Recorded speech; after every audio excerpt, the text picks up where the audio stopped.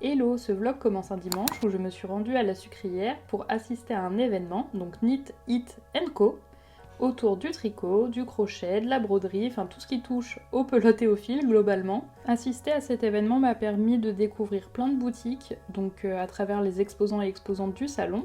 Je vous invite à vous rendre sur le site de Knit It & Co si ça vous intéresse pour déjà suivre les actualités du festival et pourquoi pas vous rendre à l'événement l'année prochaine, mais aussi pour découvrir toutes les exposants et exposantes. Depuis plusieurs années, l'association Ma Presqu'île organise le Lyon Braderie Festival. J'ai donc profité de ce dimanche pour passer à la place des Jacobins, là où sont présents les acteurs et actrices du Végétal à Lyon. Hello, j'espère que vous allez bien. On se retrouve pour une nouvelle vidéo, je pense que ce sera un weekly vlog. Je voulais commencer par un petit point crochet parce que c'est vrai que dans mon dernier vlog, on voyait pas très bien le résultat du tournesol une fois crocheté. Donc le voici. Alors il y a Marie du compte Instagram La Mary's Garden qui m'en a demandé un, donc faudra que je le réalise de nouveau. Et au niveau des petites commandes que je peux avoir à titre exceptionnel, parce que c'est pas du tout mon activité principale, le crochet, j'ai réalisé 2 petites citrouilles pour des amis, pour leur décoration. Donc c'est un pattern issu d'un livre, j'ai plus le nom en tête, mais c'est autour de la dinette, il y a plein de fruits et légumes dedans, donc je vous mettrai le nom en barre d'infos si jamais ça vous intéresse. Donc pour ce qui est du programme de la semaine, j'ai quelques rempotages à faire si tout va bien, dont mon dernier achat qui est un Anthurium Silver Blush. De base, le week-end qui arrive, là, on aurait aimé partir en randonnée dans le Jura avec mon copain, mais ils annoncent à peu près de la pluie sur toute la France, donc je pense que c'est râpé pour ce week-end-là. Pour celles et ceux qui l'ignorent peut-être, je suis UX/UI designer à mon compte, donc je me charge de la conception graphique et de l'ergonomie de sites internet, d'applications, ou de divers médias digitaux. Donc cette semaine, je travaille sur un projet avec une agence avec qui je collabore. Donc là, il faut que j'avance sur un projet qui me plaît beaucoup, donc c'est super chouette. Bien sûr, je pourrais pas vous montrer ça, mais si jamais vous avez des questions quant à mon métier, n'hésitez pas. Comme d'habitude, je vous embarque dans les moments un peu clés de la semaine et j'espère que ça vous plaira. J'ai reçu ma commande de Rarefiteo. Je vais l'ouvrir avec vous. C'est une plante que j'avais fait gagner lors du concours sur Instagram de mes 5000 abonnés. Et Théo a proposé une belle promotion dessus, donc je me suis laissée tenter.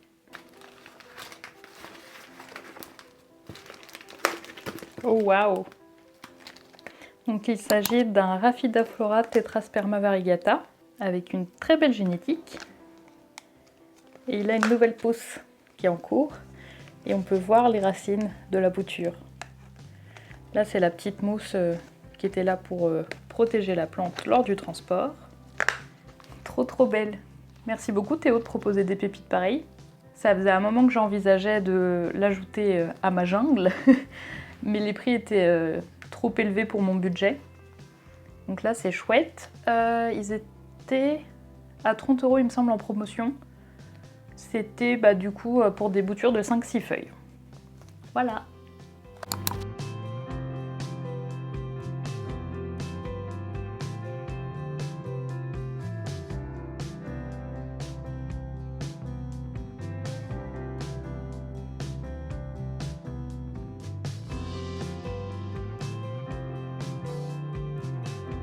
Ce soir-là, j'ai confectionné une pâte brisée maison afin de préparer une tarte betterave-poireau avec une béchamel végétarienne. J'ai trouvé cette idée de recette sur une fiche recette disponible dans ma Biocop, donc je vous mets le lien en barre d'infos puisqu'elle est également disponible sur leur site internet. Le lendemain, nous étions vendredi et pour célébrer le week-end, j'avais envie d'essayer une recette disponible dans le livre de Caroline Millet, plus connue sous le nom de Caro van Moulon. Mon entourage et moi-même avons adoré ces petits sablés.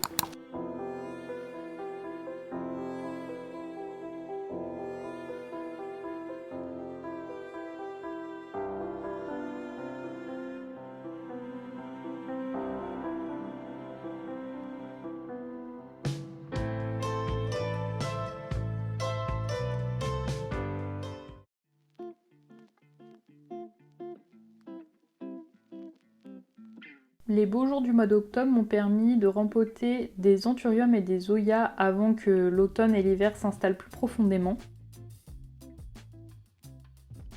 J'ai utilisé des substrats de la marque Sea Botanica pour composer mon mélange pour anthurium. Donc à part égale, on retrouve de la sphaigne, de la perlite, du terreau et des chips pour orchidées. J'ai ajouté du lombricompost pour enrichir le mix, mais également un peu de charbon actif pour éviter le développement de champignons. J'ai rempoté 3 anthuriums dans ce mélange. Le premier, c'est le Silver Blush que j'ai acheté chez Anko. Le second, c'est un anthurium luxuriant radicant acheté chez Casa Botanica.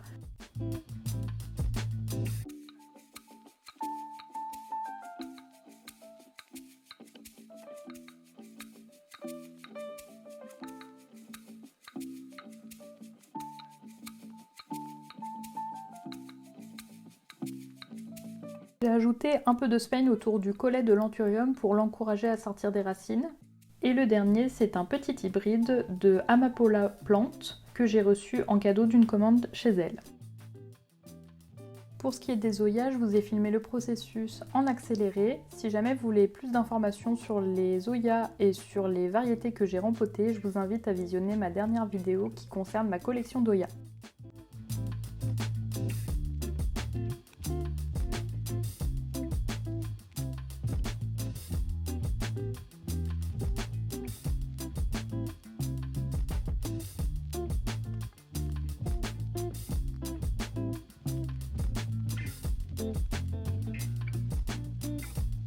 C'est une petite Yuna.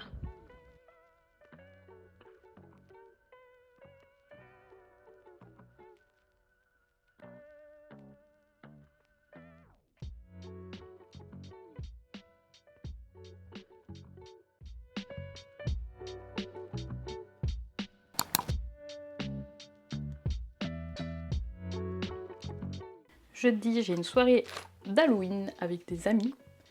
Et j'aimerais bien faire un do-it-yourself pour terminer un costume.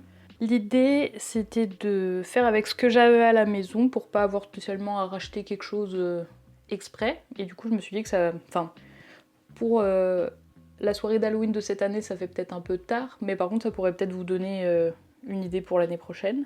Donc, comme d'hab, je suis allée sur Pinterest. L'idée, ce serait de faire une petite poupée démoniaque.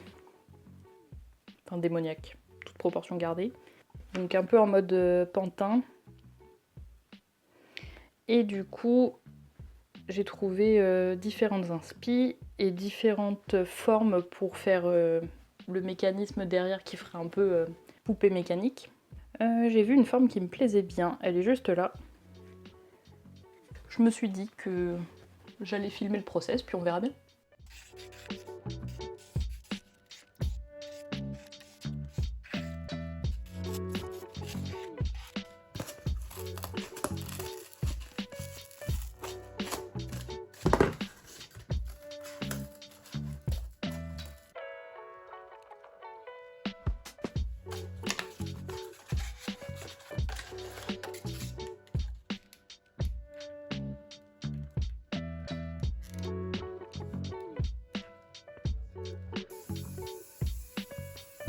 Pour celles et ceux qui ont pris le temps de regarder ce vlog juste ici, merci beaucoup. Je vous invite à liker et commenter et pourquoi pas vous abonner si ce n'est pas déjà fait.